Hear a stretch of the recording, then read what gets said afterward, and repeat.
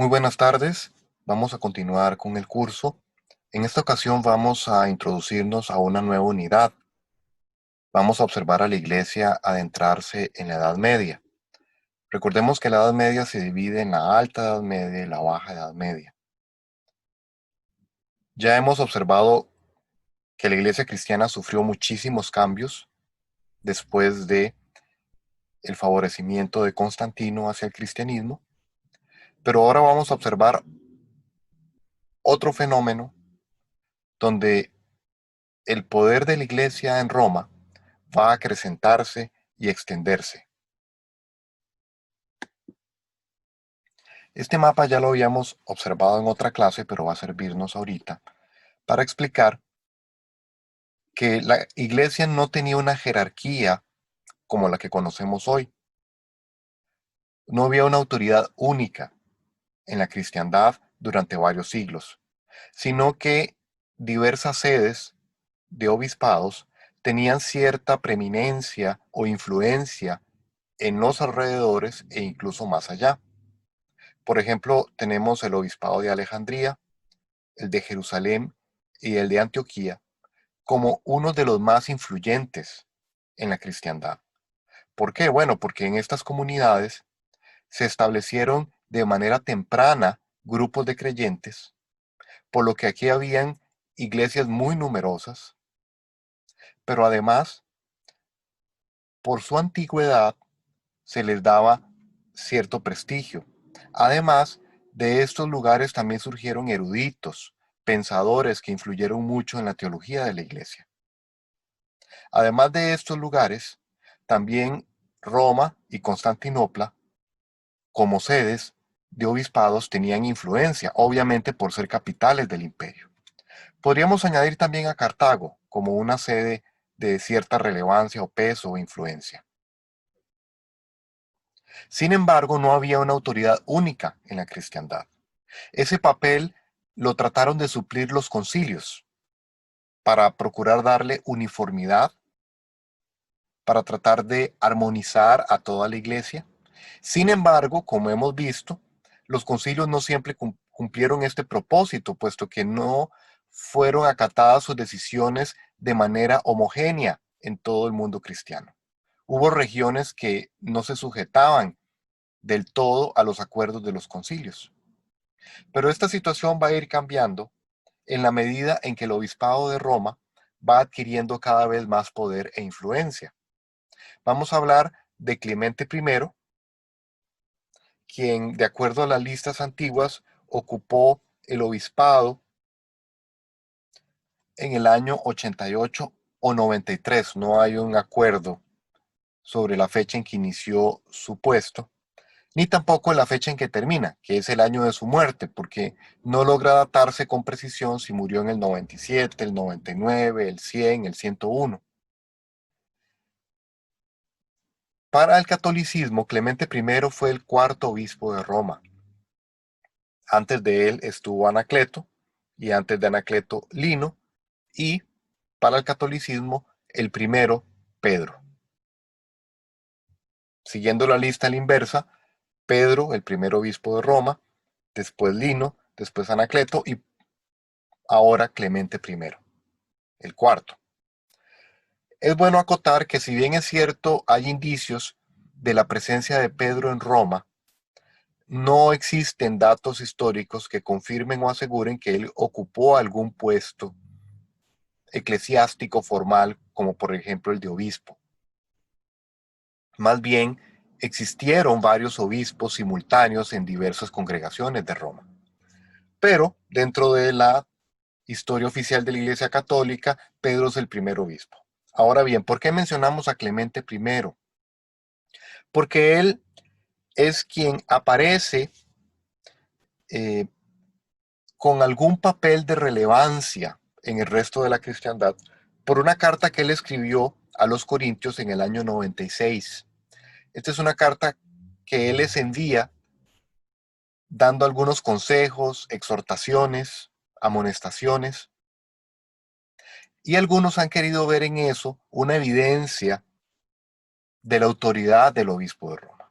Sin embargo, la carta en realidad tiene un tono pastoral, no parece ser algo impositivo o que él pretendiese tener algún grado de autoridad sobre la iglesia en Corinto. Tenemos que esperar hasta León I para observar ya un papel más político o de autoridad en el obispo de Roma. León I, quien es contado como el Papa número 45, y de hecho quiero acotar que el término Papa al inicio era un apelativo cariñoso de respeto entre el líder de la iglesia romana y sus feligreses, porque Papa significa papá. Fue con el transcurrir del tiempo que adquirió ya un carácter más formal y una connotación de autoridad. Volviendo a León I, quien es obispo en el año 440, nos encontramos con él asumiendo un rol más protagónico en la esfera política ante la invasión de los hunos, esta tribu bárbara liderada por Atila, el Terrible. León I sale de Roma y en una comitiva se dirige hacia Atila porque Atila estaba por invadir Roma y tomar la ciudad. Él se dirige a entrevistarse con él y tratar de persuadirlo para que no ataque la ciudad. Roma no tenía fuerzas para defenderse de Atila. Por lo tanto, era inminente la derrota de los pocos soldados romanos disponibles y la toma de la ciudad por parte de Atila. No sabemos qué fue lo que León I le dijo, en qué consistió la entrevista. El punto es que Atila se retira sin atacar la ciudad. Este cuadro es un cuadro pintado por Rafael. En realidad es un fresco que se encuentra en las estancias de Heliodoro en el Palacio Pontificio del Vaticano y fue pintado en el año 1514. Y representa también una leyenda que dice que Atila se retira porque cuando León I llega a entrevistarse con él, Atila vio a Pedro y Pablo con espadas acompañándolo. Y esto es lo que se representa en este fresco. Una curiosidad de este fresco, de esta reproducción, es que quien lo encarga es el Papa León X, y él posa como modelo para pintar a León I. Acá lo vemos. Pero también es el modelo para pintar a uno de los cardenales que lo acompaña. Así que León X o sus facciones aparecen dos veces en este cuadro. Volviendo de nuevo a León I, este no es la única ocasión que él actúa como líder civil o político de Roma, porque 3 años después del evento con Atila, que fue en el 452, en el 455 él vuelve a asumir el mismo rol cuando los vándalos llegan a Italia y se acercan a Roma. De igual manera, León I sale al encuentro de Genserico, lo trata de convencer de que no ataque la ciudad, no logra disuadirlo de eso, pero sí de no destruirla e incendiarla. Además, consigue que se preserve la vida de los habitantes de Roma. Roma fue saqueada terriblemente por varios días, pero no hubo la cantidad de muertes y destrucción que hubiera sido el resultado de una invasión sin la mediación de León I. Otra cosa que debemos mencionar de él es que él es el primero que empieza a argumentar sobre la autoridad que debe tener el obispo de Roma. Él hace alusión a que Pedro recibió las llaves del reino, a que es nombrado por Cristo roca o fundamento de la iglesia y que en 3 ocasiones Cristo le pide que apaciente las ovejas. Y que, siendo Pedro entonces el jefe de la iglesia y ellos sus sucesores, ellos tienen entonces este rol delegado por Jesucristo. Nos desplazamos ahora en el tiempo hasta Gregorio I, al año 590. Gregorio I, o llamado el Grande o Gregorio Magno, es el Papa número 60. Y de hecho, olvidé mencionar que León I también tiene el título de Magno o de Grande. Volviendo con Gregorio, él es el primer obispo de Roma en asumir ya formalmente autoridad civil sobre la ciudad de Roma. Ya no hay un emperador en Occidente, por lo tanto Italia tiene un vacío de poder que es ocupado por el obispo de Roma. Ya él no solamente es autoridad civil en la ciudad, sino en extensiones de territorio aledañas.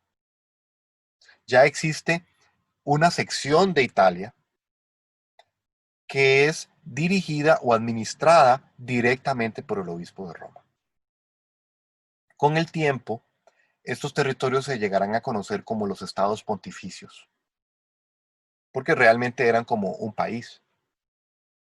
Gregorio I no solamente tiene este rol, sino que él empieza a enseñar doctrinas que llegarán a formar parte del cuerpo oficial de la iglesia. Por ejemplo, la doctrina del purgatorio, la doctrina de la penitencia, que se convierte en un sacramento de la iglesia. ¿En qué consiste la penitencia? Bueno, la persona experimenta una contrición, es un arrepentimiento, hace una confesión ante un sacerdote, este le asigna una pena o castigo por su pecado y después le da la absolución. También Gregorio habla de la misa como un sacrificio, es decir, que en este ritual Jesucristo es sacrificado realmente y literalmente, es inmolado de nuevo. Y también de ahí se deriva la misa por los muertos, es decir, realizar estos rituales en nombre de los muertos para ayudarlos a salir del purgatorio.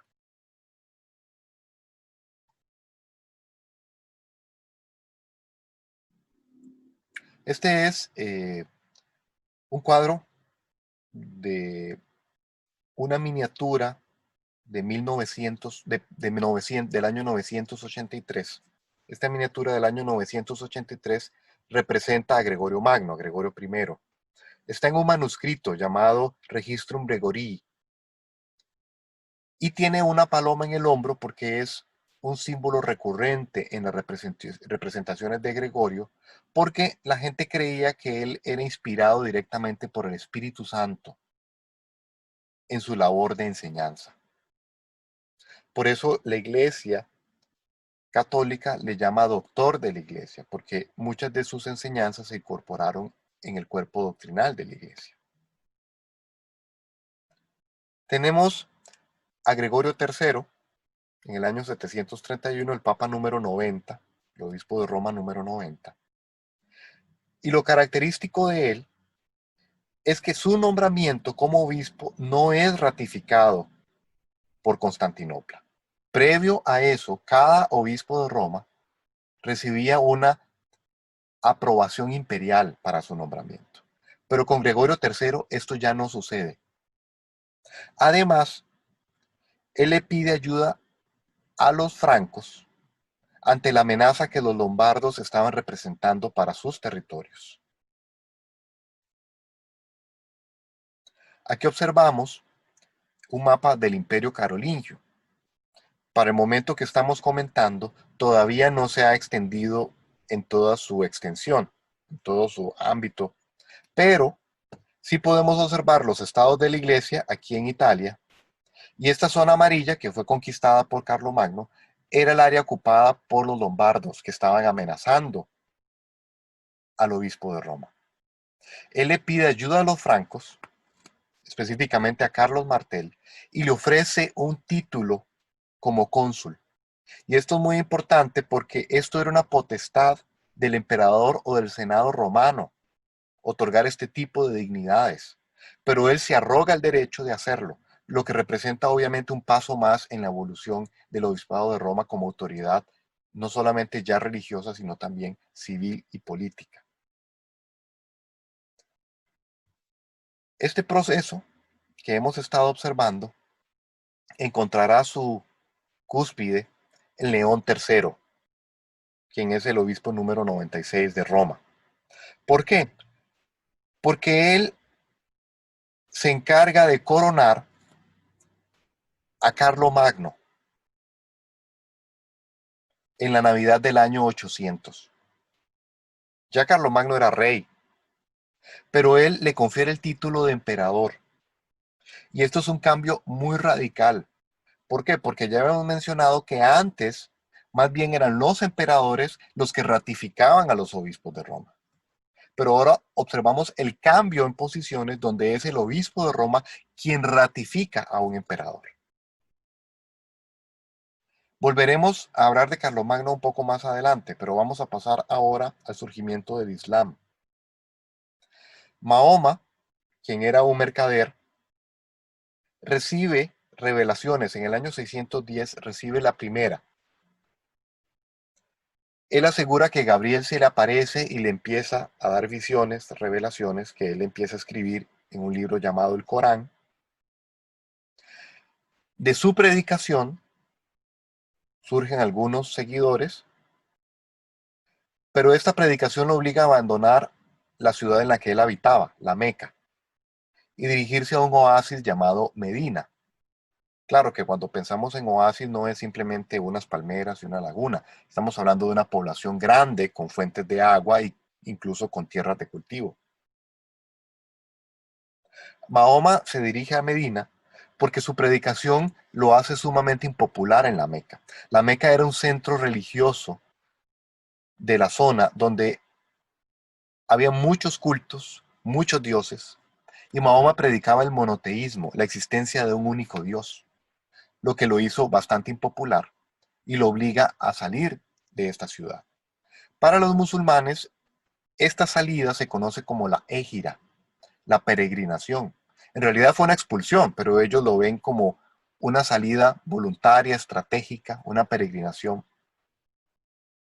Y a partir de ese año ellos empiezan a contar el tiempo, las eras, a partir del año 622. Mahoma creía que él era el siguiente profeta en la revelación de Dios, una revelación que empezó en el judaísmo, continuó en el cristianismo y que él era la siguiente etapa. Él se veía como una continuidad del judaísmo, el cristianismo. Él funda el Islam con la esperanza de que judíos y cristianos lo sigan, unificar todas estas creencias y hacer un solo pueblo. Obviamente esto no sucede. En Medina se vuelve más popular su predicación, adquiere más seguidores y en el año 630 él regresa a la Meca, pero esta vez para tomar posesión de la ciudad y ser el dirigente y el líder de la región. Él muere en el año 632, pero para cuando él muere, gran parte de la península arábiga ha adoptado el Islam, el culto. En el año 635, sus sucesores, llamados califas, toman Damasco, Jerusalén en el 638, Alejandría en el 642, Trípoli en el 647 y Persia en el año 652. Todo el territorio persa.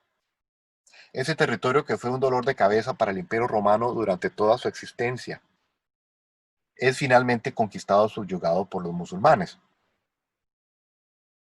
Noten que de la muerte de Mahoma en el 632 a la toma de Persia en el 652 han transcurrido tan solo 30 años. En 30 años es dueño de una extensión de territorio impresionante. Después se vuelven más lentas sus conquistas y desarrollo, pero igual el Islam toma después Cartago en el 695. En el 711 cruza Gibraltar, es el estrecho que divide a África de Europa, conquista toda la península hispánica y no es sino hasta el 732, o sea, 100 años después de la muerte de Mahoma, que es detenido su avance en la batalla de Poitiers por Carlos Martel, líder de los francos precisamente, aquel a quien Gregorio III buscó como apoyo y ayuda. Ya los francos son un reino, un grupo poderoso, y son los únicos capaces de detener el avance de los musulmanes. 100 años de expansión continua, constante. Ahora bien, ¿qué consecuencias trajo la expansión del Islam? Bueno, en primer lugar, Hay que recordar que el Mediterráneo era considerado casi que un lago romano. Durante siglos y siglos ellos dominaron todo el Mediterráneo. Pero ahora tenemos a los musulmanes dominando toda la costa este, el norte de África, toda la costa sur del Mediterráneo y toda la costa oeste. De manera que ya ellos se convierten prácticamente en dueños de la navegación en el Mediterráneo y esto interrumpe el comercio tan grande que hubo aquí por tantos siglos. Esto produce un aislamiento de Occidente de Oriente. Eso los obliga a buscar el autoabastecimiento de muchos productos que habían sido importados del Oriente y del norte de África. Además, se produce escasez de papiro, que era importado principalmente de Egipto, y obliga a Occidente a buscar otros materiales para hacer sus registros. Ya se conocía el pergamino, pero su uso no era tan extendido, puesto que su producción era más costosa. El pergamino, recordemos que es piel de animales. Pero esto tuvo una gran importancia porque el pergamino es más duradero, más resistente que el papiro, lo que permitió que mucho documento producido en Occidente se preservara mejor. Pero además separó a Occidente de la sabiduría y el conocimiento y la cultura tan rica de Oriente. Ya Occidente estaba sumido en caos. Intelectualmente había decaído mucho por las invasiones bárbaras y la destrucción de la herencia romana. Pero además, este corte de la relación con Oriente le priva de la cultura y el conocimiento oriental. Además, se eclipsan las sedes más antiguas de la fe cristiana: Alejandría, Jerusalén, Antioquía, porque son absorbidas por los musulmanes. Y esto favorece la primacía del obispado de Roma.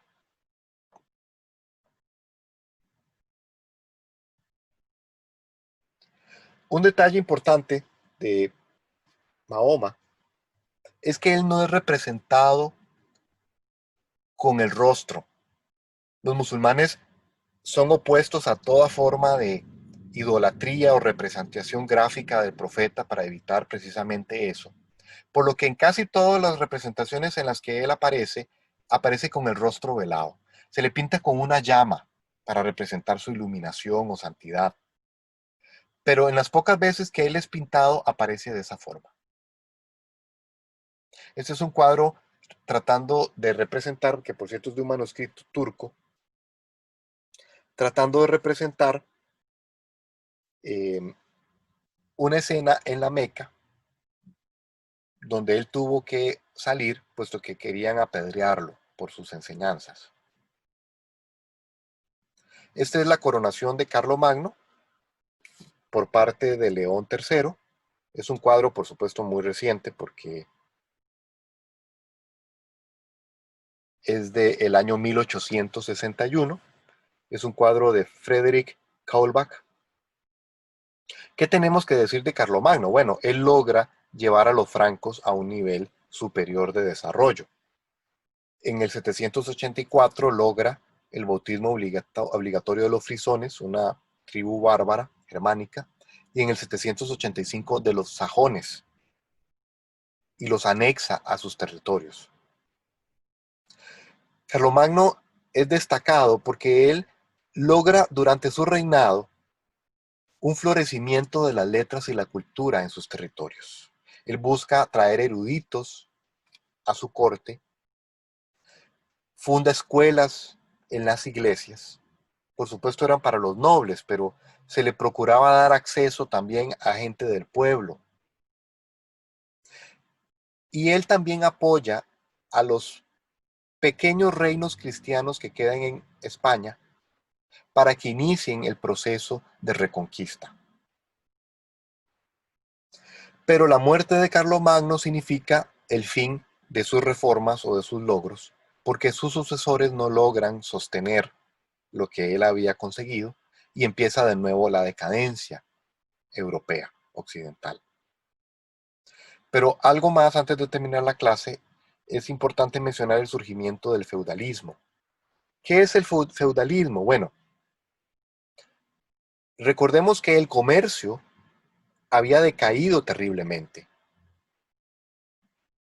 Cuando Roma era un imperio y había seguridad dentro de sus territorios, había un comercio muy activo entre todas sus posesiones, entre Oriente y Occidente, entre el norte y el sur. Las mercancías iban y venían. Pero al cortarse el comercio, los territorios occidentales tienen que buscar el autoabastecimiento. La gente tuvo que volver a cultivar de forma extensa para poder suplir sus necesidades. De manera que la tierra se convirtió en la principal riqueza, ya no tanto el dinero, sino las tierras, los productos de las tierras. Así que el rey, como pago o recompensa a vasallos o a súbditos, entrega feudos, que son porciones de tierra con habitantes, mediante una relación simbiótica. El rey otorga las tierras, el súbdito a cambio le da una parte, un impuesto, pero además le presta auxilio militar. Cuando el rey ocupaba fuerza militar, sus vasallos debían prestarle esa ayuda militar, ir a combatir con sus hombres.